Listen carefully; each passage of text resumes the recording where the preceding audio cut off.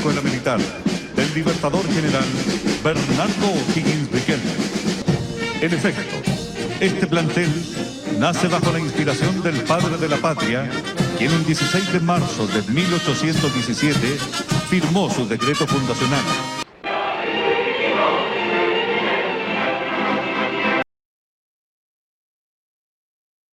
Le puedes encontrar muchas razones, ¿no? Hay son de orden heroico, humano, pero las razones económicas. Entonces, en Chile, en América, claro, los hacendados chilenos estaban queriendo, o sea, los hacendados americanos, querían comerciar con todo el mundo. Lógico. Y los españoles los tenían cercados y le estaban cobrando impuestos y no tenían precios liberados. Pero la verdad es que O'Higgins tiene dos caras. Y O'Higgins gobierna amarrado de mano. La logia Lautaro tenía cláusulas que decían: tú no puedes tomar ninguna decisión sin consultar primero a la logia. Lo que pasa es que él pertenecía a una logia de corte masónico, la logia Lautaro, una sociedad secreta que conspiró con financiamiento británico para conseguir la libertad en América. Efectivamente hubo una conspiración secreta financiada desde Londres para liberar América, en el fondo con una razón para los británicos: abrir el mercado. Lógico. América era un tesoro que tenía amarrado España. Y los patriotas chilenos, porque también hay razón económica, querían comerciar con todo el mundo porque estaban pagando unos impuestos espantosos. Entonces, ¿qué pasó? Esta logia instala a O'Higgins como director supremo. ¿Y la personalidad de O'Higgins cómo era? Porque si bien... Eso era muy funcional a San Martín. Porque San Martín era un líder duro, poderoso, potente, respetado, era un gallo arriesgado. Él cruzó los Andes. Cuando dicen cruzó los Andes, todos tenemos en la mente como los ¿El Andes. avión? No, los Andes como si fueran las puras cordilleras y uno se sube y Es el una otro cadena. Es una cadena. Claro, y la verdad es que en la zona por donde ellos cruzaron, Chile, que es decir, de la cordillera hasta la costa, a la altura de, no sé, de Valparaíso, tiene prácticamente el mismo ancho de la cordillera. Claro. ¿No? Y eso, los tipos soportaron temperaturas de 35 grados en el día, de menos 10 grados en la noche, murió gente en el traslado. Claro. Y O'Higgins venía, o sea, San Martín venía enfermo. San Martín hizo mucho del recorrido en camilla. El tipo tenía unas úlceras atroces, unos dolores espantosos. ¿Cuánto demoraron de cálculo, en ese trayecto? 10 días, 12 días, fue un trayecto largo.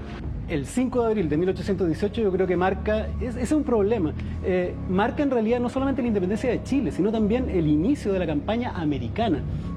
La batalla de Maipú, que no se celebra como corresponde, que no se recuerda como corresponde, es un momento clave para toda América. O sea, ¿qué pasó? Sí, Chile estaba tomado por los realistas, ¿no? Sí. Cruza San Martín, la cordillera, derrota al ejército chileno realista en Chacabuco y empiezan a bajar. ¿Pero qué pasa? Vienen soldados también españoles desde Perú y desembarcan en Talcahuano y empiezan a hacer retroceder a las tropas chilenas. Empiezan a retroceder hasta que el 19 de marzo, hace pocos días atrás, 15 días atrás, imaginen, 15 días atrás, batalla de Cancha Rayada, queda la escoba, los españoles destrozan parte del ejército patriota y se abalanzan sobre Santiago. Ustedes tienen que pensar, ¿qué pasaba con la gente en Santiago? Había muchos que habían colaborado con los patriotas. Terror. Había mucha gente que había denunciado a los realistas.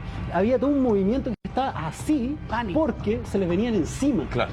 El ejército español había desembarcado en Talcahuano y estaban acá, a las puertas de Santiago. Si derrotaban al ejército patriota, volvían a tomar Santiago y la independencia de América se acababa. Quedaba encajonada en Argentina. Yo creo que lo principal es que esto fue una guerra civil, que la independencia de Chile fue una guerra civil. Te dicen los chilenos contra los españoles, y la verdad es que eran chilenos contra chilenos. Y después incluso de la batalla de Maipú, en el sur, los chilenos que combatían se cambiaban de bando a cada rato. O sea, había gente, campesinos, que se metían a la guerra, los levantaban, se convertían en una etapa después que se llamó la Guerra a Muerte, que fue un verdadero Vietnam en el sur de Chile. Guerrillas, muertos, bandoleros, descolgados de los ejércitos. Fue una cosa terrible durante casi 10 años, después de la batalla de Maipú incluso. Viene esta batalla tremenda, se enfrenta Manuel Blanco Encalada, ataca con sus cañones primero, los españoles, los realistas no se mueven, después Gregorio Las Heras ataca, todos estos nombres de calles, ¿no? Sí, claro. No los conocemos de ninguna otra forma. Claro. Se produce un ataque, los chilenos de los realistas resisten, viene un ataque lateral, una especie de estrategia tomada de los griegos en diagonal que destroza, y viene el primer titubeo. San Martín cacha que los españoles titubean y lanza toda la carne en la parrilla. Manda a todos los tipos en un ataque diagonal y el segundo titubeo de los realistas... ¿Quién que hizo los- este que ataque los diagonal condena. que era distinto? No, San Martín lo cachó, pero ¿Ya? Gregorio Lajera es el que lanza este ataque. Y Mariano Osorio, el español, arruga. Arruga. Toma Y San oficiales Martín, que venía y se arranca. de la El punto es que cruzaron la Exacto. cordillera un ejército albiceleste. O sea, la bandera era albiceleste, claro. era mayoritariamente argentino y traía un ejército, un batallón, incluso de pardos, se llama, de negros. Ya. Mucha gente no sabe ¿Y eso que- lo trajeron de Perú? no, eran esclavos argentinos que a cambio de la libertad se unieron al ejército. La logia Lautaro te la cuentan de lado, se cuentan de lado que San Martín fue el libertador qué? de Chile. Porque tenemos que construir nación, po. Tenemos, Pero cambiando tanto tenemos la historia. el Estado de Chile, a través de sus planes educacionales, tiene objetivos políticos. Claro. Y uno de los objetivos políticos Como de la todos los enseñanza estados. de la historia, por supuesto, es la construcción de la nación. Lógico. Hacerte, por ejemplo, odiar a tus vecinos. Hacer, por ejemplo, que sintáis que eres superior a los vecinos. Esconder, por ejemplo, las embarradas que se ha mandado el Estado para atrás, cosa que sigas confiando en ellos. Todas esas cosas, toda esa agenda es parte de cualquier Estado del mundo.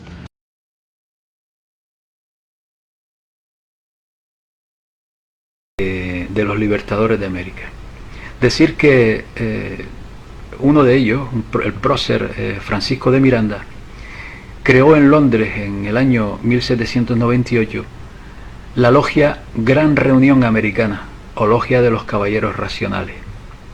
Y fue el germen de aquella ideología basada en arrebatar, digámoslo de una manera entrecomillada también, aquellas tierras a la corona española, y lo hicieron impulsando a conquistadores a través de esta masonería sobre todo a proclamar la independencia de aquellas repúblicas, con el propósito de hacerlas dependientes a través de la banca central que iban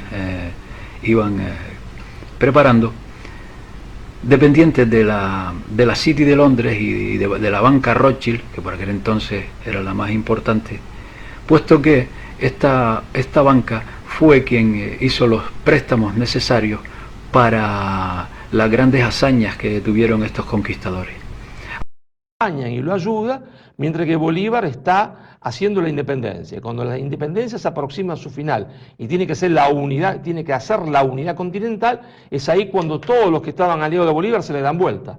Y es ahí cuando Bolívar se da cuenta de cuál es el juego británico. El juego británico que es a través de las logias, y entonces el famoso decreto de Bolívar suspendiendo todas las logias, prohibiéndolas a muerte. Porque se da cuenta de que ahora ha comprendido el juego real en el cual él mismo está inmerso. Porque muchas veces los hombres actuamos en política sin entender el juego en el cual estamos, el ajedrez en el cual estamos, sin entender a veces que somos una pieza que nos están moviendo. Cuando él entiende esto, dice prohibición de las logias, unidad continental a muerte, pero ya era tarde, porque todos sus capitanejos controlados por las logias se empiezan a sublevar, ¿no? Y mueren en el camino yendo para el destierro. Es que en el caso de O'Higgins se concentran todos los dilemas del momento transicional de la independencia, es cuando se pasa del momento bélico al momento constitucional. Es decir, una cosa es zanjar buena parte de la guerra con Maipú, la guerra continúa pero en el sur, y lo otro es cómo construimos este Estado, que todavía no se autodefine necesariamente como republicano. No. Y es interesante que en O'Higgins hay dos dilemas que me parece que son centrales para entender la lógica de su mandato. Por una parte, qué hacer con los poderes dentro del Estado. El autoritarismo va a ser la solución que se escoge. De hecho, él se va a autodenominar dictador a la romana y no hay problemas en eso, en el sentido de que dadas las urgencias de la guerra latente, se requiere la concentración de autoridad en el Ejecutivo. Ese va a ser todo un tema que va a marcar la dinámica política de la década del 20. ¿Qué hacer con el poder del Ejecutivo? Va a ser buena parte de los ensayos constitucionales de los 20 también van a recelar del momento higginiano y van a irse a las antípodas, como sería el caso federal, anular el poder del Ejecutivo. Pero al mismo tiempo, la caída de O'Higgins también demuestra, en cierto sentido, que hay otro problema latente, que está en el origen también de las dinámicas de la independencia, que es el problema regional.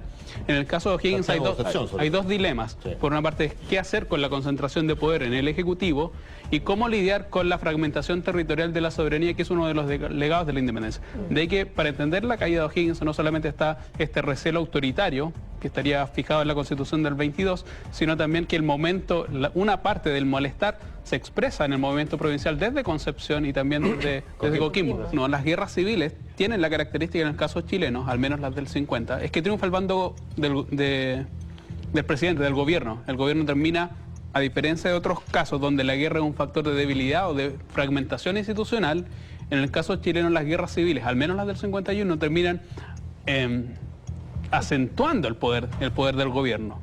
Después de los libertadores, ¿no es cierto?, tenemos la concreción del proyecto británico. Es decir, cada república se incorpora al mercado mundial como simple productor de materia prima, contrario sensu de lo que va a hacer Estados Unidos, que se va a industrializar con un esquema proteccionista. Cada república hispanoamericana se empieza a considerar enemigas una de otra, ¿no es cierto?, de espaldas mirando a Inglaterra y enemiga una de otra, guerras entre ellas y el comienzo, se entiende, de la prédica del iluminismo. Porque lo que los ingleses van a predicar, aliados de las oligarquías locales, por ejemplo la oligarquía que derrota a Rosas en Caseros, van a predicar el nacionalismo de campanario. Y ellos se quedan con el poder y a partir del poder falsifican la historia. O sea, hay una historia falsificada, construida para hacer creer a los argentinos que la nación argentina existió desde siempre. Sin entender, sin de que todos derramamos la misma sangre en todas las batallas, todos juntos. Y lo mismo le va a pasar a Colombia. Van a crear un falso nacionalismo colombiano, un falso nacionalismo peruano, un falso nacionalismo chileno. Y eso va a hacerse carne, porque eso va, ¿no es cierto?, a hacerse carne en el hombre concreto que va a la escuela, de subordinación ideológica cultural de Hispanoamérica. Esa estrategia tiene tres partes, tres pilares.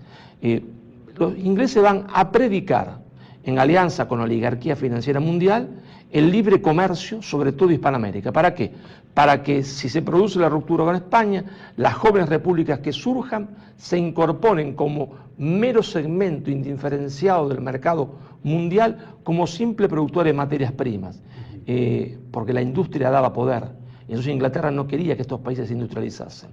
El segundo elemento, si el primero era la prédica del libre comercio, para que nos incorporemos como simple productores de materias primas, cacao, café, algodón, lo que fuese. El segundo elemento era la prédica de un nacionalismo de campanario, es decir, la prédica de un nacionalismo argentino, de un nacionalismo chileno, de un nacionalismo peruano, enfrentados unos con otros, de espalda unos con otros, para romper la idea de la constitución de un gran Estado que no sería otra cosa que el producto natural de la nación preexistente, la nación hispanoamericana o iberoamericana que preexistía, se entiende, al momento de la independencia. Entonces Inglaterra ve claro que no debe salir de este proceso un solo Estado, sino que debe fragmentar la región en la mayor cantidad de pedazos posible, y esos pedazos fragmentados predicar en ellos un nacionalismo de campanario, es decir, hacer olvidar que eran hermanos para que se enfrentasen unos con otros.